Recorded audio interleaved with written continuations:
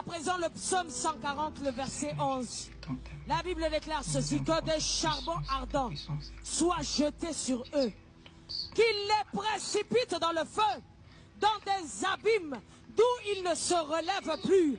Ce soir, en battant des mains, tu vas demander au Seigneur que des charbons ardents de feu tombent sur tes ennemis, tombent sur tous ceux qui méditent ta perte, que des charbons ardents de feu tombent sur eux.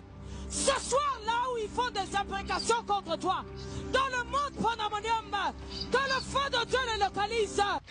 Un chrétien ne peut jamais faire une prière pareille. Cette prière, elle est démoniaque.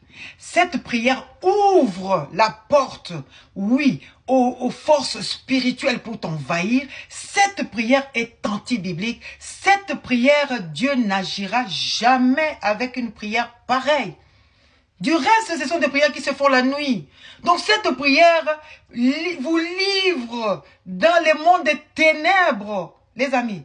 Le monde pandémonium dont parle la sœur, c'est le monde... D'abord, pandémonium, ça n'existe pas dans la Bible. Ça existe dans le récit de Milton, le paradis perdu. C'est un monde où le diable contrôle les hommes. Il leur donne à chacun un rôle pour venir dominer sur toi, sur la terre. Les mondes pandémonium. C'est comme ça que dans vos églises, il y a des morts subites. L'Afrique, un continent qui a tout, la RDC qui a tout. Vous êtes toujours pauvres parce que vous êtes livrés au monde des ténèbres par des prières pareilles. Ne faites jamais de prières pareilles parce qu'une prière, quand elle est anti-biblique, eh ben, elle ouvre la porte au monde des ténèbres. C'est les diables que vous invoquez. Dieu ne sera jamais là-bas. C'est une prière de David, ça, dans l'Ancien Testament. Le même David, dans le psaume 51, 7, vous devez savoir que les psaumes n'ont pas été écrits d'une façon chronologique, non. Mais quand il a péché, psaume 51, 7, avec Bathsheba, Uri, il est devenu meurtrier, il a fait tuer Uri. Eh bien, qu'est-ce qu'il dit? Il dit, je reconnais que j'ai été conçu dans le péché et que le bien n'habite pas en moi. C'est-à-dire, David reconnaît que sans Dieu, il ne peut pas faire le bien. C'est le rôle de la loi. Pourquoi la loi? Pourquoi l'Ancien Testament? L'Ancien Testament, la loi a été donnée comme un pédagogue, comme un enseignant pour montrer à l'homme que seul il ne peut pas se sauver, seul il ne peut pas faire le bien pour le conduire à Christ.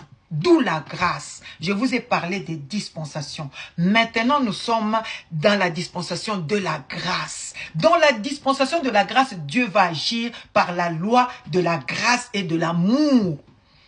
Jésus était sur terre, dans Luc 9, 54 à 56. Les disciples Jacques et Jean, voyant cela, dirent, « Seigneur, veux-tu que nous commandions que le feu descende du ciel et les consume ?» Jésus se tourna vers eux, les réprimanda, disant, « Vous ne savez de quel esprit vous êtes animés. La sœur est animée par des esprits démoniaques. » Jésus, quel esprit vous êtes animés? Non, vous ne pouvez pas. Et il a ajouté, « Car le Fils de l'homme est venu, non pour perdre les hommes, mais pour les sauver. » Ça, c'est la dispensation de la grâce. Donc, tu peux monter, descendre. Et de surcroît, on vous dit qu'il faut battre les mains. Les amis, tu crois que le diable a peur de tes mains battues? Non!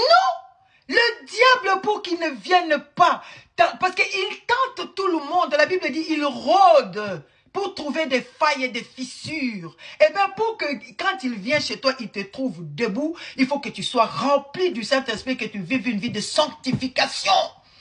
C'est comme ça que la présence de Jésus dans ta vie te donne la victoire sur le diable. Autrement, tu es vaincu. C'est comme ça que vous avez des morts subites. Les gens sont toujours pauvres. Les gens sont toujours malheureux. Les gens sont malades. Les gens sont... Parce que, eh bien, qu'est-ce qui se passe? Vous n'appliquez pas la parole de Dieu. Vous êtes livré à Satan. La sœur telle qu'elle est là, elle vous contrôle. Mais notre sœur, si vous allez en RD Congo, la RD Congo a une mission. Nous invoquons le sang de Jésus. Dès l'aéroport que tu vas descendre, là tu poses les pieds. Que la puissance de Jésus te saisisse.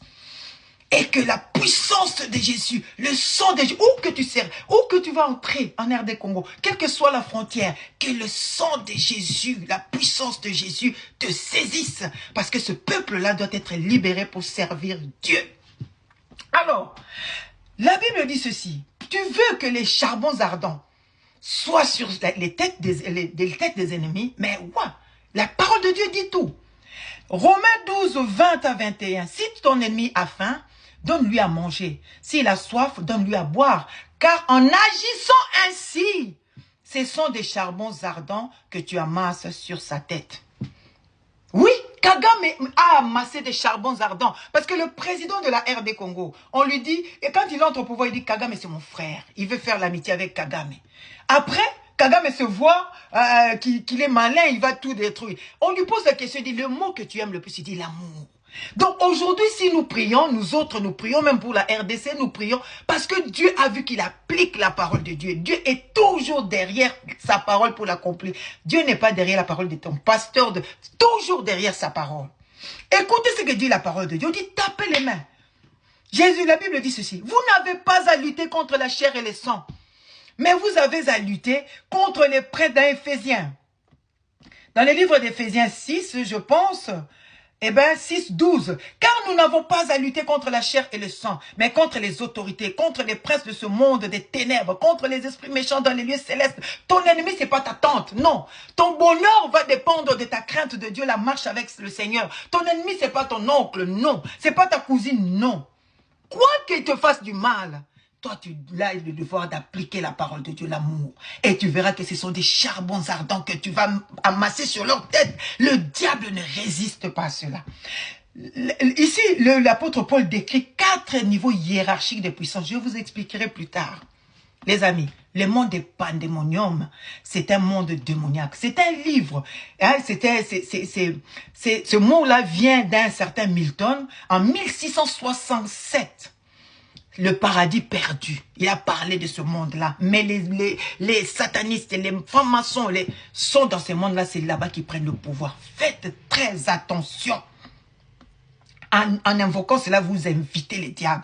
Dans Matthieu 5, 43 à 44, vous avez appris qu'il a été dit, tu aimeras ton prochain et tu haïras ton ennemi. Mais moi, je vous dis, aimez vos ennemis. Ça, c'est la parole de Dieu. Appliquez la parole de Dieu. Dieu a besoin de toi, Congolais. Sors de l'ignorance et sois dans la parole de Dieu, dans la puissance de Dieu. Sois dans la crainte de Dieu et que le Christ t'éclaire. Tous ces gens ici ne sont que des hommes. Mais le Seigneur est puissant. Le Seigneur est vivant et il agit. Que Dieu vous bénisse. Amen.